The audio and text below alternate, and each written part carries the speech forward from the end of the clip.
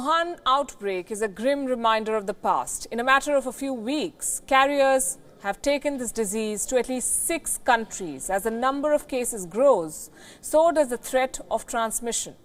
India remains at risk. On WION Edit tonight, we ask, is India ready to combat a health crisis like the Wuhan virus? China's handling of this outbreak is questionable. There is merit to the argument that China tried to cover up the initial cases, but the response has been aggressive. Allow me to take you back to these pictures. China has undertaken a Herculean task to build a 1,000-bed hospital in barely 6 days. The timetable is ambitious, but they've done this before, and they will probably do it again. When the SARS epidemic broke out in 2003, 7,000 workers built a hospital in just a week. It was an isolation facility built right outside Beijing. China is executing the same template in Wuhan. Can India pull off something like this? Build an entire hospital in a week? Perhaps not. But that's not to say that India is defenseless. The Global Health Security Index examines how 195 countries respond to public health emergencies. Last year, India was ranked 57th on this index, which is not so bad.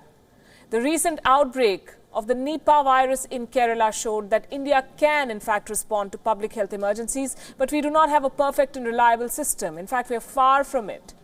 India has one doctor, one, for every 1,457 citizens. As of last year, there was a shortage of 6 lakh doctors and 2 million nurses. The public healthcare system is in a shambles.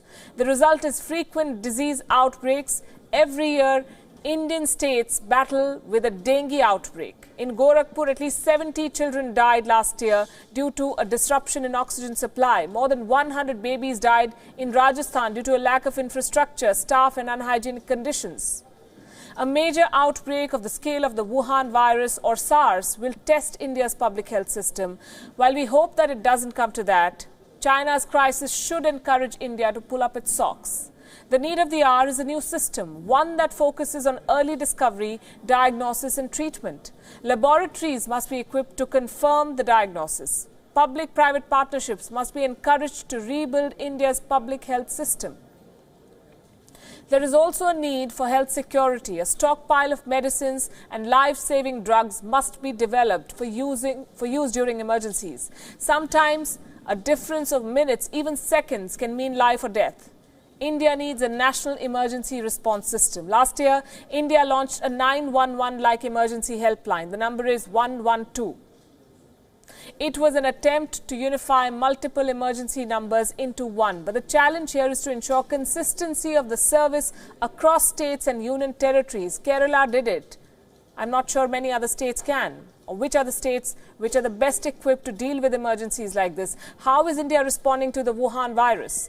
Earlier this week, the authorities had introduced checks on arrival for travelers coming from China. More than 12,000 passengers from 60 flights have been screened so far, but experts say a carrier might be able to escape the thermal scanners because they may not be showing the symptoms just yet.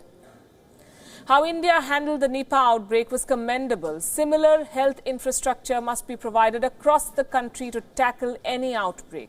Before we wrap this up, here is what you can do to protect yourself. Avoid close contact with anyone showing symptoms of a respiratory illness, cough, cold and fever. Avoid animal markets and raw meats. There is a travel advisory for China, but if you must travel to China, experts say that you should visit a health professional for vaccinations and travel medication. Avoid large public spaces in China. Use a mask if you're out. Stay healthy and stay safe.